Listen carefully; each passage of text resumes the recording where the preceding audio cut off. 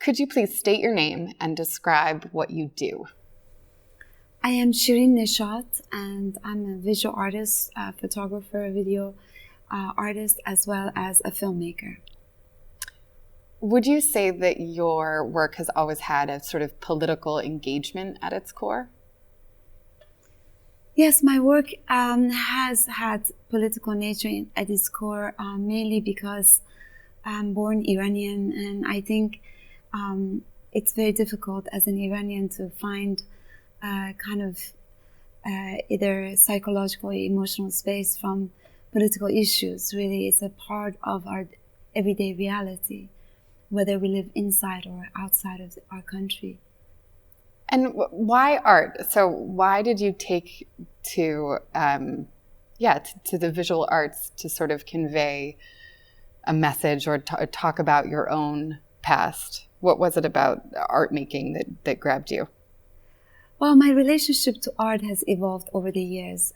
It began with some romantic idea as a child with being an artist. And, being raised in Iran, we had a vision that being an artist was almost like being an entertainer or some kind. Then I went to school at UC Berkeley in California in the US, and that whole idea, the romanticism about being an artist, went right out the window. And I realized that I didn't have in me what it took to be an artist. In fact, I felt very disillusioned by my own capacity, and also the arts education, which was heavily Eurocentric. And so I think I didn't make art for good 10, 11 years after I graduated from school. So when I finally went back to making art, and it became important to me, and really for now is the very core of who I am in my life,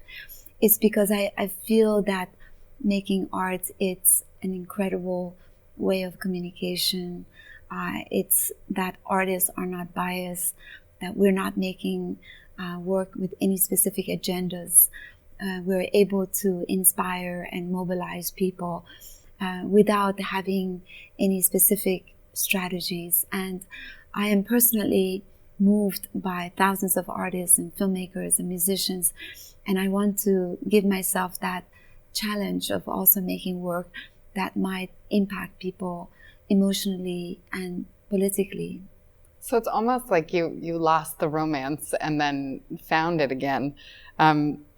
I truly believe art can change the world, and I don't know really why I think that, but I do. I believe it, and I literally just wanted to ask you if you believe that, if you think that what you and other artists are doing can actually physically change this place that we're in at the moment.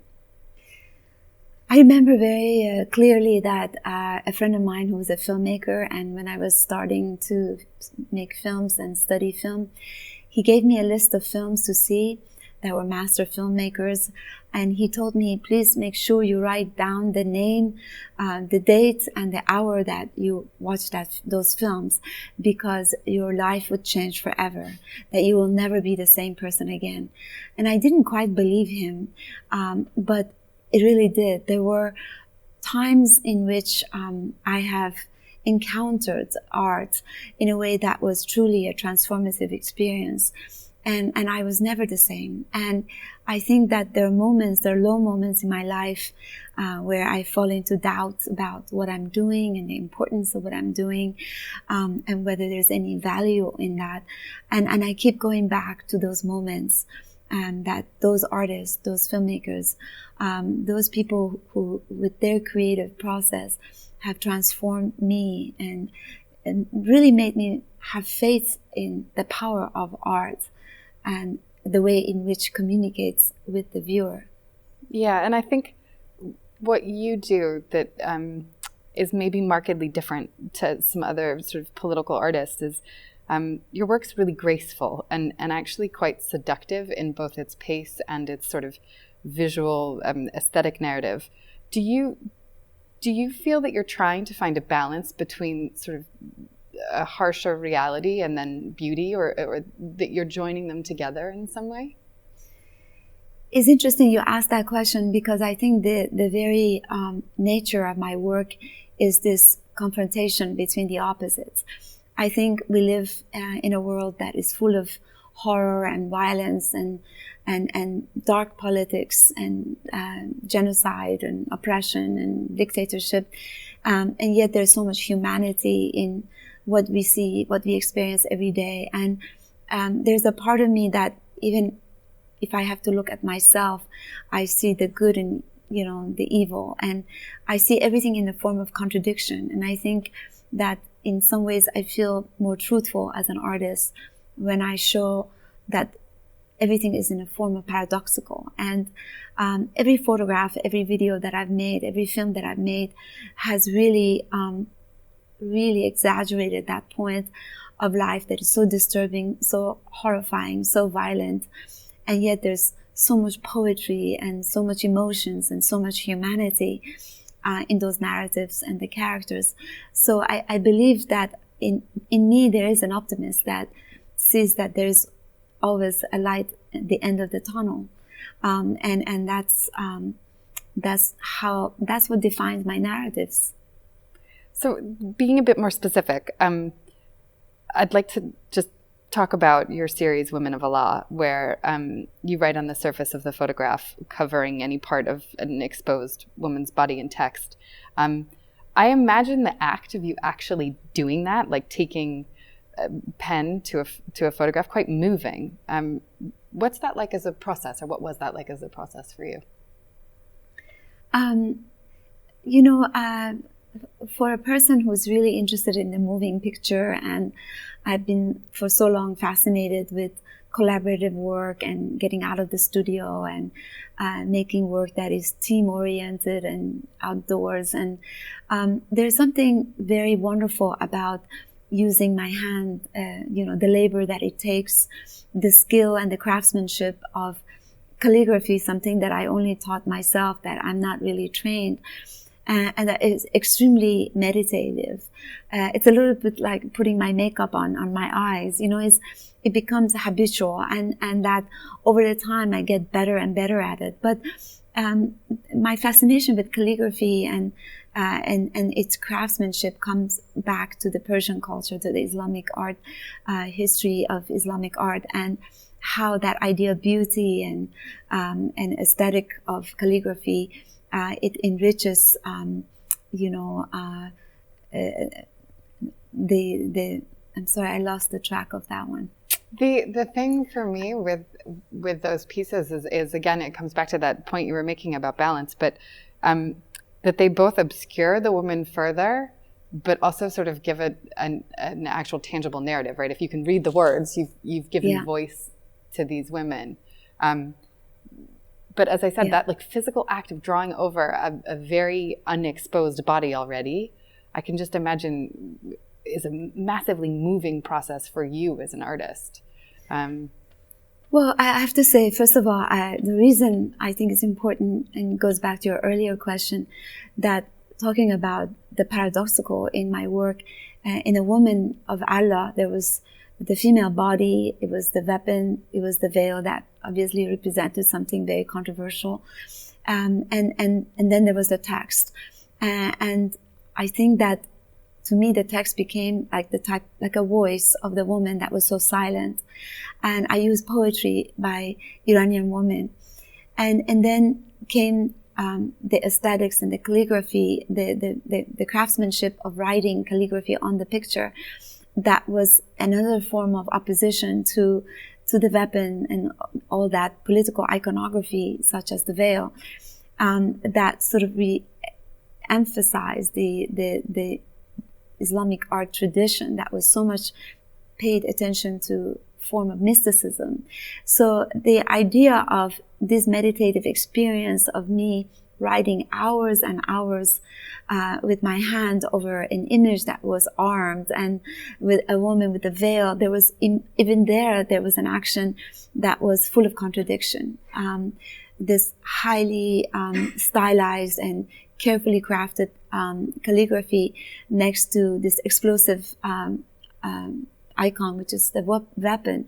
So there was something very indescribable about my action as the calligraphist and the use of calligraphy as a form of aesthetic and a very traditional form of craft from the Islamic art tradition. And yet the subject being very contemporary and being about fanaticism and fundamentalism, etc. So all of this, I think are very big aspects of this series of Women of Allah. I think, in you saying that they were so contemporary, they're even, I know that that's a series you did quite long ago, but it's so contemporary to me now. And I know that lots of people talk about your work as addressing Islamic gender issues specifically, but I feel like in the terrain that we find ourselves in at this very moment, it's so much broader than that. Of course, you are looking at Islam, but there's like this more general sort of, I don't know, I just feel you're talking about male legislation of women in several societies. And I guess, and this is a complex question for me to ask in a very, very simple way, but when you find yourself now, you're living in New York, you're living in America at a time that is really complicated and needs probing. Do you feel you might ever take up issues that are at play in the Western world in your work, or do you think that you'll always look at Iran and traditional societies? I must say one thing that I have learned throughout my career and throughout the evolution of my concepts and narratives is that the best way to be truly universal is to be very culturally specific. In fact, I think that every work that I've created, even though on the surface seems to belong to the Muslim world, the Iranian society, in a very deeper level, if the audience can make the attempt to understand that, is that it's really going above and beyond our cultural differences and religion, differences in religion. And it really talks about our challenges as human beings and living within environments that have embedded all these codes and these restrictions and these styles of living that makes it impossible for us to be completely free. And so within the constraints that we live in each society, each part of the world, of course, differs in different degrees, but we're facing the same questions, very existential questions, the questions of oppression and the need of rebellion, and fanaticism being one that doesn't only belong to Islam, the way that religion has both a positive and negative input in human beings, political tyranny that obviously goes across the board. I'm living in the US now. I see even a stronger sense of tyranny there than in my own country. So I really believe that both in the film-based work that I do and in the images that I make that are meant to be timeless and universal and asks and begs the audience to go beyond the surface and the identification of the people, but really understand what lays underneath. I don't know why, but I'm sort of relieved to hear that. I recall seeing Tuba many years ago, a decade ago, probably more than, in Seattle, and you were showing me a landscape that I almost didn't understand, but it felt so personally relevant to me about perspectives and our inability to face other people's perspectives. And I'd love you just to talk about how you set up Tuba with, it's a split screen installation where you can never see the two films at the same time. But I'd just love you to talk about it because it was such a meaningful piece for me. Actually, Tuba is an interesting example. It was made immediately after September 11th in 2001, and I lived in New York. So after that catastrophe, I dedicated this piece which is a very, very allegorical metaphoric piece. But just to explain that Tuba is a tree in the Quran. It is a tree in paradise, and it's the only female iconography that it exists in Quran, as far as I'm told, and that the tree is upside down. Nevertheless, it really represents a sacred tree. In this environment that I created, where there's the tree of Tuba with a woman inside of it, surrounded by four walls. And again, this is a very, almost like a magic realist, like allegorical narrative. And yet people, men and women in dark clothes, are running aimlessly in every direction toward this oasis, toward this sacred space, toward this sacred tree, to be saved. And I was, I guess, reflecting on the sense of horror and the extreme sense of insecurity, fear, anxiety that we all shared in this planet after September 11. The images of people just thrown off the windows, and images that I saw just in very close proximity, and that somehow sort of concerned all of us. So this piece, although people thought that because I live in New York and in America, I should do something more directly American, I felt that nature, it didn't discriminate, and the fact that those actually were Mexicans, we shot that in Mexico, in Oaxaca, and it really wasn't about what type of people, who are these people. It's about people who are running aimlessly, trying to find a place of security, refuge, and then the minute they touch the walls that surrounds this sacred tree, all the magic, the spell is broken, and unfortunately they're left without being saved. And so for me, this was a very poetic, typically Iranian, I think, reflection on again, this anxiety that we all feel universally. And just like my other work, I wanted this piece to be very experiential in a very sculptural way, in a way that, and also that the audience were divided in between the two screens, and they literally had to be the editors of the video in a way that they could interpret the narrative, you know, and it was very playful in that sense. It really related to my other work like Rapture or Turbulence or Fervor, other multi-channel projections that I have used very carefully in terms of the multi-channel projections, just to reiterate my narratives, not as a gimmick or as a way to be, stylizing the whole thing, but just to have the experience to be more effective. And how is a work like that received in Iran?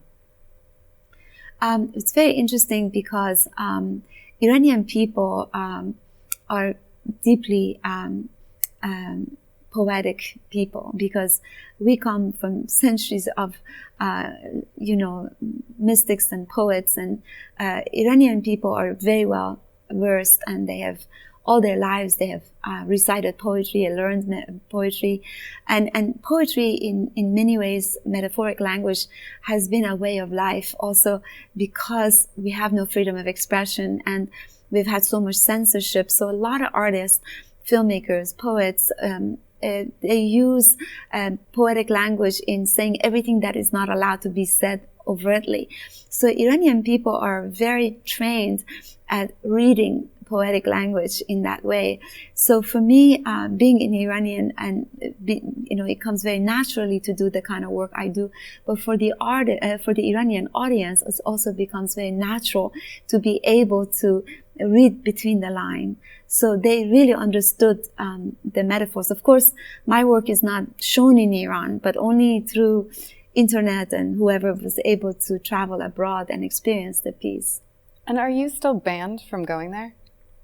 I'm not officially banned. It's like many Iranian people that feel unsafe to go back because of various warnings and alarming signs that it doesn't seem very inviting, and if you don't want to embrace problems and incarceration, that it's better to just stay outside. Please stay outside. We need you to keep making. Film. So how did you come to film as a medium? I started with still photography, and after a few years, I got very exhausted by just making photographs that I was just laboring on writing calligraphy. And I became very ambitious in a way. I decided to take a risk and making videos, and that took me out of the studio into the world, and it just sort of opened up a whole world of let me use the landscape, choreography, be able to work with actors, music, and collaboration, etc. So after making many video installations, then narrative, the idea of the storytelling came into the picture, and the idea that would it be possible for me to imagine pushing beyond galleries and museum walls and enter the cinema scene, and it meant that I had to embrace new collaborators, new partners, but also I had to learn the language of cinema. And one thing led to the other, and me, by this point, being also a little bit exhausted by the art world, I took about 6 years to make my first film, which was called Woman Without Men, a magic realist novel written by an Iranian author, Shahrnush Barsipur. This was my entry point to cinema, but also a way to still create a balance between what I brought forward as a visual art, as a signature work, and yet being able to embrace the cinema language. And it was extremely difficult, but extremely exhilarating at the same time. That's a text, Women Without Men, that comes up a lot in your work. What is it about that text? The what? The text? Yeah, Women Without Men, the book. Isn't that based on a novel that you, it comes up a few times in your work? Woman Without Men as a story seemed to embody everything that I was interested in. It was the story of 5 women that basically lived very untraditional lives, and that they felt always like an outcast, and they all ran away from their lives for many different reasons. And even though they really were under a lot of hardship due to various different reasons, some personal, some political, some religious reasons, they were all up against the wall. They were all very strong in a way of finding a new destiny, rebelling against the establishment, which is all the time the way that I portray the woman in my work. That although there's oppression, the women are not losers, and they're not oppressed. They're not submissive, and they're actually very defiant. So then the author takes these women to an unworldly, very strange orchard where these women are able to start life again and create their own society that has its own rules, etc. For me, this was a very beautiful, very surrealistic narrative that allowed us to both explore the world that these people inhabited at the time, which was in 1953. So therefore, we pursued all the socio-political, cultural intricacy of Iranian culture at the time, which was during the 1953 coup. So while we were concerned with the political dimension and the historical dimension of the country, in the orchard, we were able to pursue deeply existential and feminist issues of these few women that had nothing to do with the country, had nothing to do with specificities of time and place. So, as I mentioned earlier, that my work is always dealing with some form of paradox. This novel just presented a perfect balance between reality and surrealism. As you were describing those women in the beginning of answering that question, it almost felt like you could be describing yourself. You know, there's an element of autobiography here. You've sacrificed a huge amount. You can't really go home, as you just described.